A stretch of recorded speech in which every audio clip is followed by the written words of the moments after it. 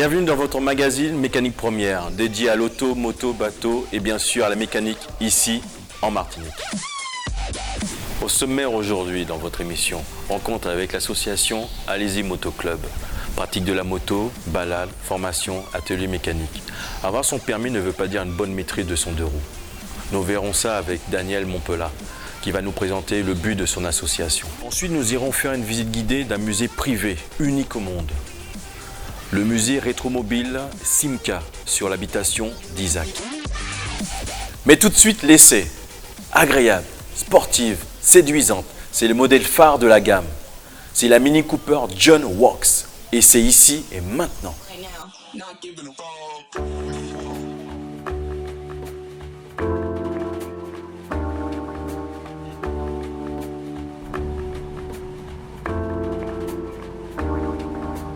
Bonjour à tous et bienvenue dans ce nouveau numéro pour un essai automobile. Et quel essai automobile? Nous allons essayer un véhicule certes, mais un véritable karting bourré de chevaux et qui va vous emmener de la ville à la campagne avec 211 chevaux sous le capot. C'est maintenant dans Mécanique Première.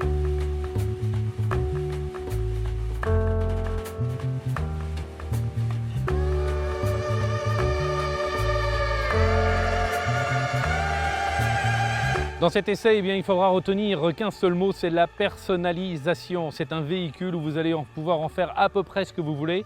À commencer par le choix de la couleur ici des rétroviseurs, qui peut être complètement contrasté avec la carrosserie du véhicule. Vous pourrez aussi choisir la couleur du toit.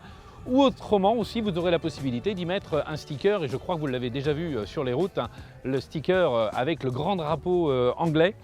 C'est sur la Mini Cooper, c'est vraiment son côté racé qui ressort.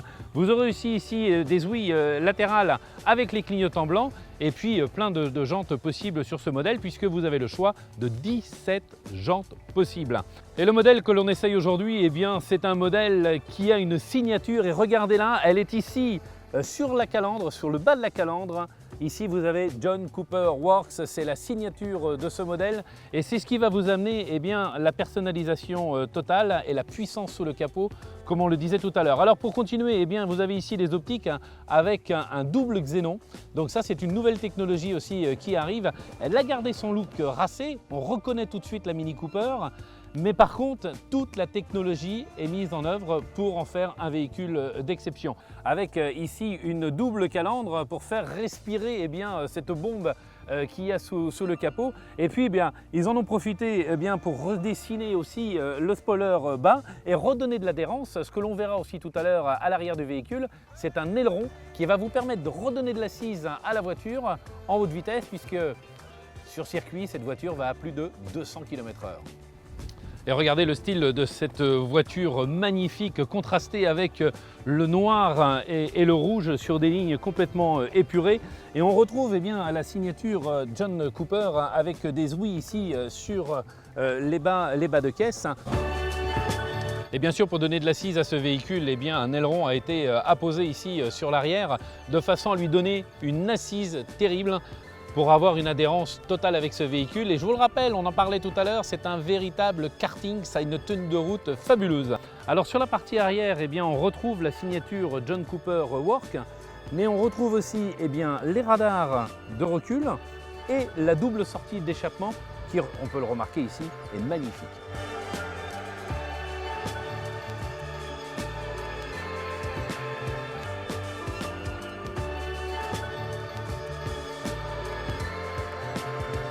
Alors sur cette citadine, bien sûr, le coffre est comme le nom l'indique, mini. Nous avons un petit coffre qui va vous permettre de mettre les packs d'eau quand même. Et puis si à un moment les courses sont un peu plus grandes, ça ne sera pas difficile. Vous rabattez les sièges ici et vous allez pouvoir mettre l'ensemble de vos courses et rentrer à la maison. C'est sûr que vous ne partirez pas en voyage avec des gros bagages avec ce véhicule. Le coffre de la Mini est tout à fait intéressant. C'est un volume respectable, tout à fait normal pour une Mini. Ce que je vous propose, c'est d'ouvrir le capot pour regarder ce qui se passe dessous, puisque ça, c'est un véritable bolide. Une place totalement optimisée pour pouvoir y rentrer le plus gros moteur possible. Voici donc 211 chevaux sous le capot, moteur 16 soupapes, turbo compressé. Regardez, c'est signé John Cooper Works. Même quand vous ouvrirez la porte, eh bien, vous allez faire des envieux puisque cette porte est superbement bien dessinée. Regardez ce galbe complet qui a été refait. On reprend encore une fois ici eh bien, la personnalisation que vous avez souhaitée, ici au niveau de la couleur, ici au niveau des éléments. Et puis l'ensemble ici hi-fi est monté avec un système à 10 haut-parleurs de chez Harman Kardon et je peux vous dire que ça joue très très fort.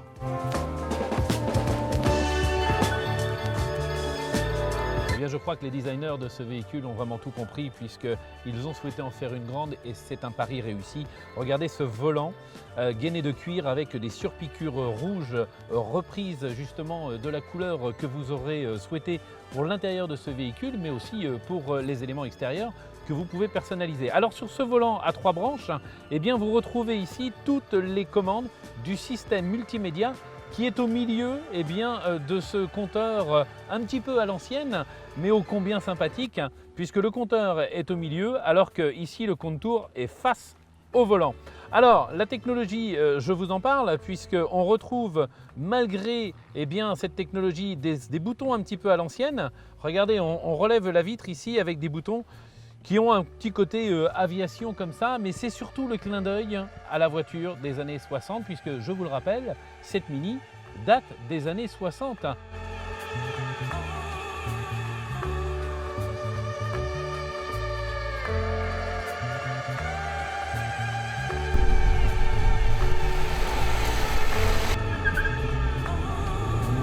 Après l'extérieur de ce véhicule, eh bien, on se retrouve à l'intérieur de cette Mini Cooper et quel bonheur!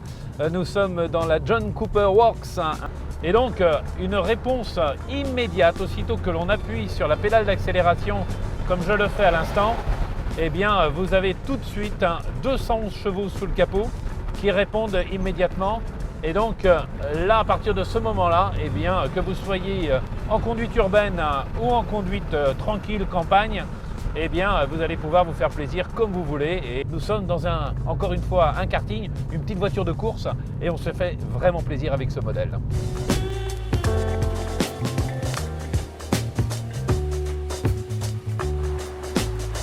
Et voilà, fin de cet essai pour cette Mini Austin John Cooper Works. Quel regret de la rendre maintenant à la concession. Mais que voulez-vous, si vous voulez vous faire plaisir, eh bien, sachez que ce véhicule commence aux alentours de 27 000 €. Et ensuite, eh bien, vous pourrez apporter les personnalisations que vous souhaitez. Voilà, c'était l'essai de cette Mini Cooper. On se retrouve juste après. Ça, c'était de la bagnole. C'était la Mini Cooper John Works. Ok ? Donc là, on va retrouver Daniel avec l'association Alizé Moto Club.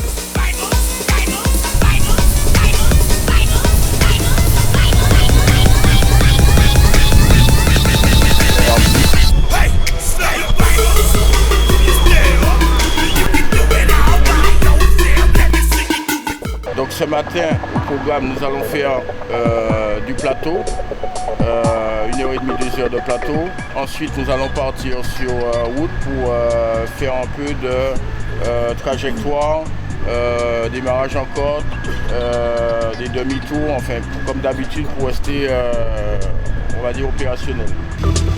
Alizé Moto Club a été monté il y a presque 2 ans maintenant, de manière à ce que nous puissions apporter un plus dans ce monde qui est malheureusement très très fragile puisque les motards payent un très lourd tribut au niveau de la sécurité routière, beaucoup de blessés. Alors j'ai passé mon permis en décembre 2012, donc ça fait un petit peu plus d'1 an. Je n'avais jamais fait de moto avant, donc j'ai découvert la moto dans la formation moto-école. Et c'est pour ça que dès que j'ai eu mon permis, j'ai commencé à me renseigner sur les différents clubs.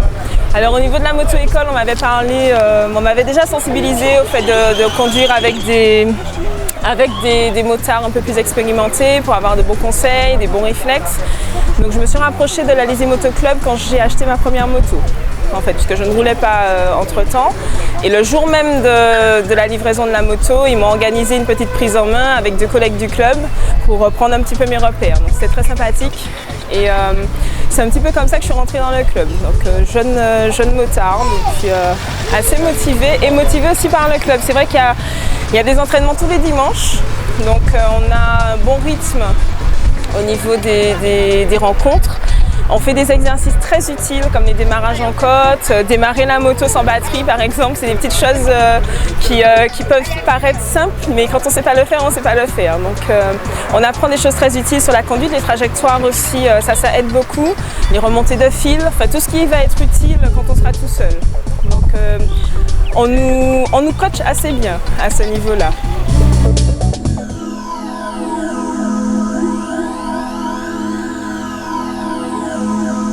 La position de pilotage.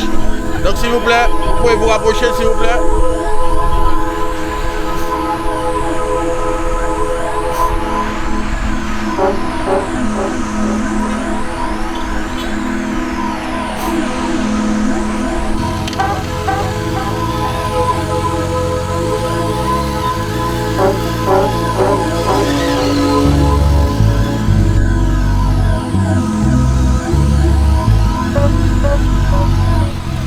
C'est pas du tout une remise en cause de la formation moto-école parce qu'elle est bien, on a toutes les bases qu'il faut, mais les bases ne suffisent pas à moto parce que l'erreur ne pardonne pas. Donc il suffit qu'on fasse un mauvais freinage et on est à terre, il suffit qu'on ait un mauvais regard, on sort de la trajectoire. Donc ça c'est de l'expérience. Plus on roule et finalement plus on est à l'aise, moins on fait d'erreurs.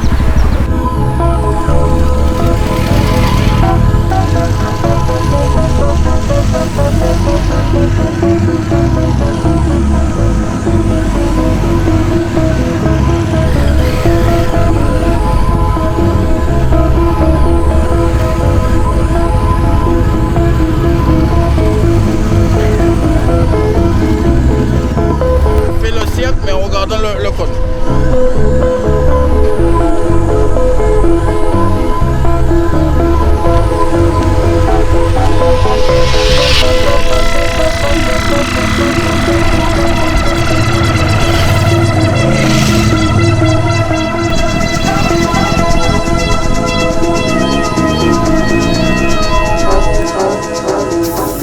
Alors, pour adhérer à l'association, il faut sortir au moins 8 fois avec nous, de manière à ce qu'on puisse un peu sentir le postulant, on va dire, et voir s'il répond aux critères du bon montant.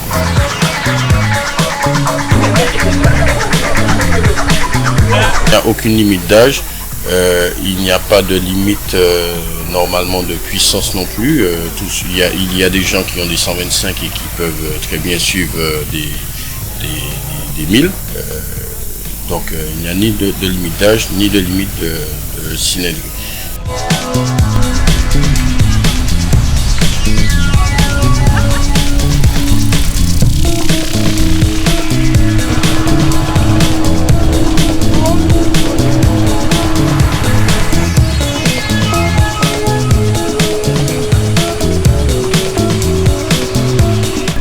Dès que vous entrez dans des virages, on rentre dans la trajectoire de sécurité, donc vous respectez votre trajectoire de sécurité de manière à ouvrir et fermer pour prendre les virages.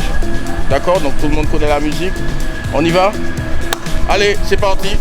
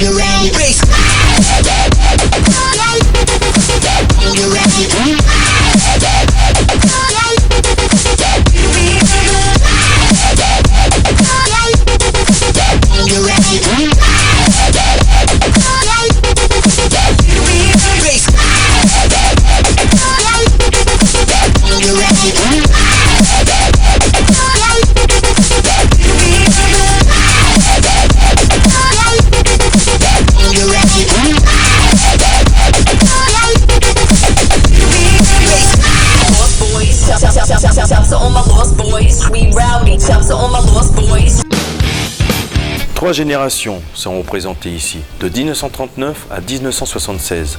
Plus de 40 Simca sont exposés, dont le cabriolet Simca 8, le fameux cabriolet Simca 8, qui est présenté par Christian.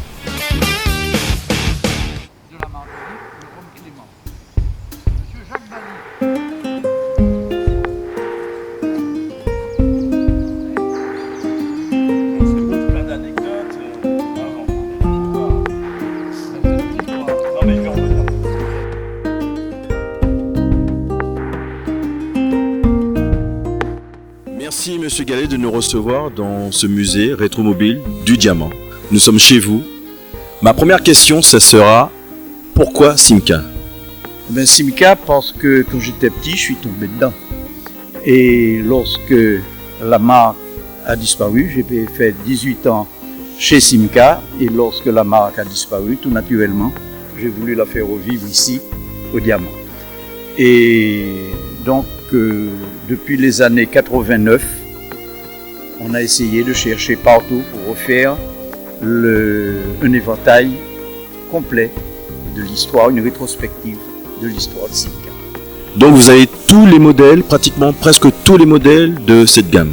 J'ai l'éventail le plus complet de Simca réuni dans un même hangar. Alors, quand je dis Simca, c'est ce que j'appelle l'épopée Pigosi, c'est-à-dire de 1936 à 1976. Alors, il faut savoir que Simca est une émanation de Fiat. Simca est né en 1936 de la volonté du sénateur Agnelli de vendre des Fiat en France. Alors, les premières Fiat qui sont sorties ont été les Fiat françaises jusqu'en 1936. Entre-temps, Fiat a pu racheter les anciennes usines Denay, qui étaient à Nanterre, qui était une entreprise superbe qui venait d'être construite, 5 étages, 1300 machines-outils. Ils l'ont donc racheté et ils ont créé la Simca, Société industrielle de mécanique et carrosserie automobile. Il n'y a pas de monsieur Simca, comme il y a un monsieur Peugeot, comme il y a un monsieur Citroën, comme il y avait un monsieur Panhard. Simca est donc une société qui est née de Fiat.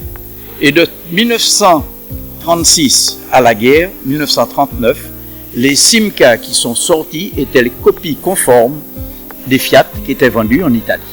Donc le concurrent direct. Pas le concurrent direct, ça voulait être un complément pour pouvoir promouvoir leur voiture en France, sachant que la société Simca avait dans son conseil d'administration que de hautes personnalités françaises.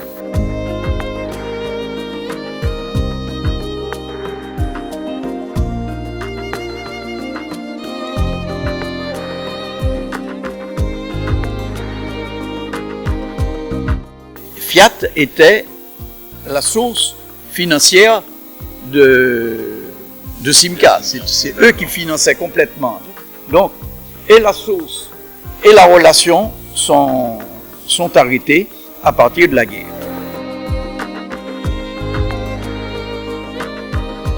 Et donc, il a embauché le jeune Pigosi, qui était immigré en France, qui était turinois comme le patron de Fiat, et il l'a chargé de ramasser de la ferraille pour lui en fait. Il faisait le tour des chantiers navals et des usines désaffectées et il envoyait ça là-bas. Et Agnelli a été tellement content des résultats que lui a donné Pigosi qu'ils l'ont carrément embauché comme délégué régional en France pour créer le réseau Simca et commencer donc à travailler dans cette nouvelle usine. Et puis, à la guerre, ça s'arrête, mais Pigosi était en place.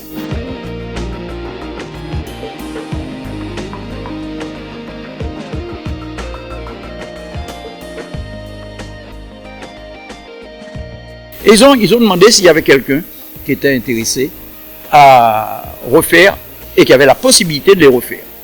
Et Pigosi a levé le doigt. Ça a été la seule usine des constructeurs français qui n'a pas été bombardée pendant la guerre. Ni par les Allemands, peut-être que son origine italienne y est pour quelque chose, ni par les Américains non plus, donc elle était intacte. Et il a donc proposé ses services aux Américains, et ça lui a permis de refaire 30 000 moteurs de Jeep. Et des ingénieurs de Simca sont partis aux États-Unis pour travailler sur la future voiture française à technique américaine miniaturisée.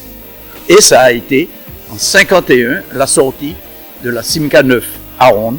Mais c'est une autre page qu'on commentera si vous voulez tout à l'heure.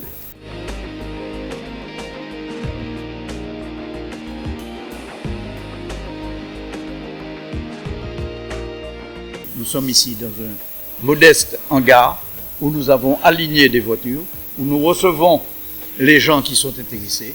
Nous les recevons d'ailleurs gratuitement. Oui, je suis témoin. Et nous ouvrons pour les 2 jours des portes ouvertes qui sont faites. La dernière fois, nous avons eu 1481 personnes en 2 jours. En 2 jours, 1481 personnes.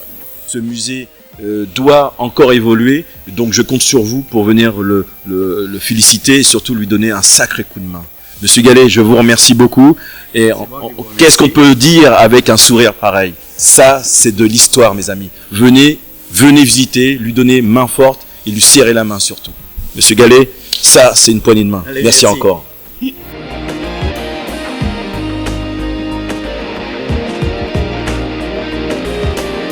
Vous aimez voler? Vous aimez la mer? Ça, c'est le concept entre l'ULM et le Zodiac. David nous explique le nouveau concept qui vient d'Italie. La société s'appelle donc Bateau Volant. Donc c'est un ULM en fait avec une base de semi-rigide en bas. Donc c'est fabriqué d'origine en Italie, il y en a à peu près 1200 dans le monde. C'est un moteur Rotax 65 chevaux avec 3 pales en carbone. Pour pouvoir piloter l'ULM, il faut donc un brevet ULM spécialité dans le pendulaire en fait. Et donc ça c'est... Soit vous allez vous former, en Martinique il n'y a pas, mais il y a des personnes qui peuvent venir pour le faire. Et donc ça dure entre 6 mois et 1 an de formation, suivant le niveau de départ en fait. Il y a un poids à respecter entre la machine, moi et puis le passager, qui ne doit pas dépasser donc 406 kg. Donc ça fait que je peux prendre des passagers que de 90 kg maximum en fait. Au niveau du pendulaire, donc, il se pose en fait sans moteur. C'est une voile delta normale, donc une fois que vous êtes en l'air, vous avez juste à jouer avec le vent pour pouvoir voler et vous poser. Vous pouvez aller jusqu'à 3-4 000 mètres, jusqu'à ce qu'il n'y ait plus d'oxygène, en fait le moteur cale. Forcément, donc il y a la météo qui rentre en jeu, sachant qu'avec ce type d'engin, vu qu'il y a une bonne prise au vent au niveau du bateau, je ne sors pas avec plus de 15 nœuds de vent. Ce qui évite justement d'être baladé dans tous les sens. Donc ça fait partie donc des derniers moteurs, c'est ce qu'on appelle le 582, donc c'est un 2 temps qui tourne à l'essence. Et donc là c'est une hélice pareil, dernière génération en carbone, ce qui évite l'entretien de celle en bois et puis que ça s'abîme, c'est super solide.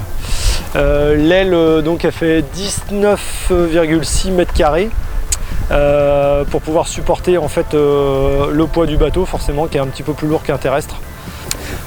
Donc on propose 2 baptêmes. Le premier donc c'est survol des îlets donc du Robert et du François pour voir les fonds blancs, les îlets, les tortues et des fois les requins derrière les îlets du François. Et autrement après c'est 1 heure, on descend, donc on fait tous ces îlets là plus la descente jusqu'à Macabou voire Cap Chevalier, ça dépend quel circuit on prend. Donc faut pas hésiter à venir.